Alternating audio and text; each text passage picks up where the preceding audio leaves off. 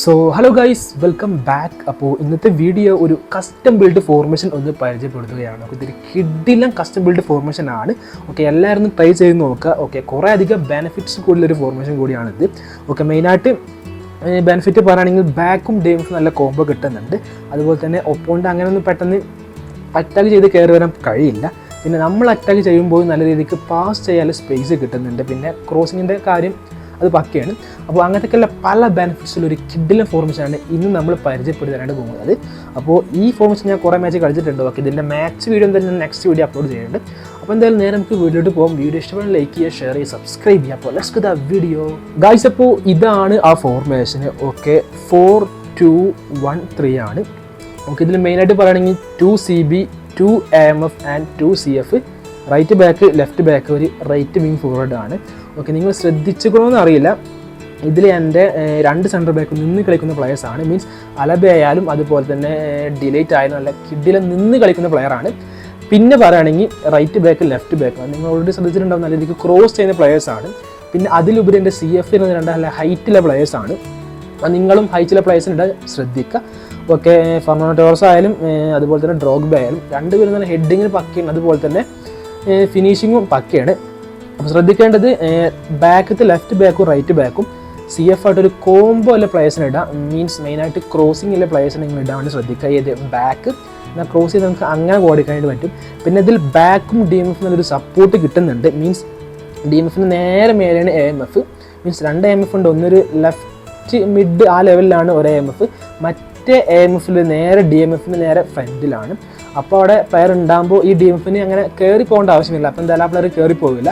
അപ്പോൾ എന്തായാലും DMF ആയിട്ട് ബാക്ക് എന്നൊരു കോംബോ ഒരു സ്റ്റോപ്പിംഗ് കിട്ടും. മീൻസ് ഒപ്പോണ്ട് അറ്റാക്ക് ചെയ്യുകയാണെങ്കിൽ നമുക്ക് നിന്ന് ഡിഫെൻഡ് ചെയ്യാനുള്ളൊരു സ്ട്രെങ്ത്ത് കിട്ടുന്നുണ്ട്. പിന്നെ നമുക്ക് 2 AMF ആണ്. അതിൽ ഒരു AMF നമുക്ക് ലെഫ്റ്റ് മിഡായിട്ട് നമുക്ക് ഈ സൈഡിൽ കൂടി കളിപ്പിക്കാനായിട്ട് പറ്റും. പിന്നെ CF ആണ് റൈറ്റ് വിങ്ങോട്. പിന്നെ എൻ്റെ ഈ പ്ലെയറിനേക്കാൾ ഒന്നും കൂടെ ബെറ്റർ എനിക്ക് യമാലായിട്ട് ഫീൽ ചെയ്യുന്നുണ്ട്. ഓക്കെ, എൻ്റെ സബിൽ കാണാം, സലാഹ് ഉണ്ട്, പിന്നുണ്ട് പെഡ്രി, യമാൽ, എംബാപ്പെ, ഹാളൻഡ്. ഇതിലിപ്പോൾ മെയിനായിട്ട് സബ് ഇട്ടത് മീൻസ് ഞാൻ കൂടുതലും ഒരു 70 മിനിറ്റ് അല്ലെങ്കിൽ ലെവലാവാൻ കാത്തിക്കില്ല. മീൻസ് ടൈം ആവാൻ കാത്തിക്കില്ല. ഫസ്റ്റ് ഹാഫിൽ തന്നെ ഞാൻ ഓൾമോസ്റ്റ് ഒരു 5 പ്ലേയേഴ്സിനെ എടുത്ത് കംപ്ലീറ്റ് ചേഞ്ച് ആക്കും. മീൻസ് ടോറസിനെ മാറ്റിയിട്ട് ഹാളൻഡിനിടും, ഡ്രോഗ്ബനെ മാറ്റിയിട്ട് എംബാപ്പനിടും, അതുപോലെ തന്നെ AMFൽ പെഡ്രിനെ, അതുപോലെ തന്നെ മറ്റേ AMFൽ മെസ്സിനിടും. പിന്നെ DMF പിന്നെ ചിലപ്പോൾ കമ്മിങ്ങിനിടും.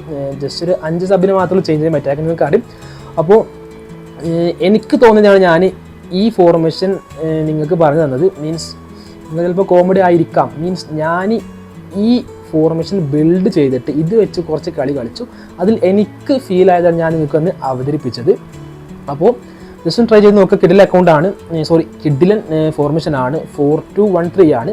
നിങ്ങൾക്ക് നേരത്തെ പറഞ്ഞ പോലെ തന്നെ ഇപ്പോൾ മറഡോണ AMF ആണ്. നിങ്ങൾക്ക് ബാക്ക് പൊട്ടാണെന്ന് ഫീൽ ആയി കഴിഞ്ഞാൽ, അല്ലെങ്കിൽ ഒരു 60 മിനിറ്റിൽ ബാക്ക് നല്ല പൊട്ടലാണെന്ന് ഫീൽ ആയി കഴിഞ്ഞാൽ നിങ്ങൾക്ക് ആ AMF മാറ്റിയിട്ട് CMF ആക്കാം. അപ്പോൾ പിന്നെ പേടിക്കാനില്ല, നിന്ന് കളിച്ചോളും. നല്ല പെഡ്രിനെ അല്ലെങ്കിൽ ബെല്ലിംഗാമിനെ കിട്ടി കഴിഞ്ഞാൽ ഇറ്റ്സ് ബെറ്റർ ആവും. അപ്പോൾ ഗൈസ്, അപ്പോൾ ഇതാണ് എന്താ ജസ്റ്റ് ഒരു ഫോർമേഷൻ റിവ്യൂ എന്ന് പറയാം. എന്തായാലും എനിക്ക് അറിയുന്ന പോലെയാണ് ഞാൻ പറഞ്ഞത്. എന്തെങ്കിലും തെറ്റുകുറ്റങ്ങൾ ജസ്റ്റ് ക്ഷമിക്കുക. ഓക്കെ, കുറേ കാലത്തിന് ശേഷമാണ് വീഡിയോ ഇടുന്നത്. ഓൾമോസ്റ്റ് ഒരു 1.5 വർഷത്തിന് ശേഷമാണ് ഒരു വീഡിയോ തന്നെ അപ്ലോഡ് ചെയ്യുന്നത് യൂട്യൂബിൽ. കുറേ മടി കാരണം, പിന്നെ കുറേ പല ബ്രേക്ക് കാരണം വീഡിയോ ഇടാൻ കഴിഞ്ഞില്ല. അപ്പോൾ ലോങ് ടൈമിന് ശേഷമാണ് വീഡിയോ ഇടുന്നത്. അപ്പോൾ എന്തെങ്കിലും തെറ്റുകുറ്റങ്ങളൊക്കെ ഉണ്ടാകും, കൺഫേം ആണ്. ചിലപ്പോൾ സ്പീഡ് കൂടി പോയിട്ടുണ്ടാകും, ചിലപ്പോൾ ഇതിൽ ക്ഷമിക്കുക.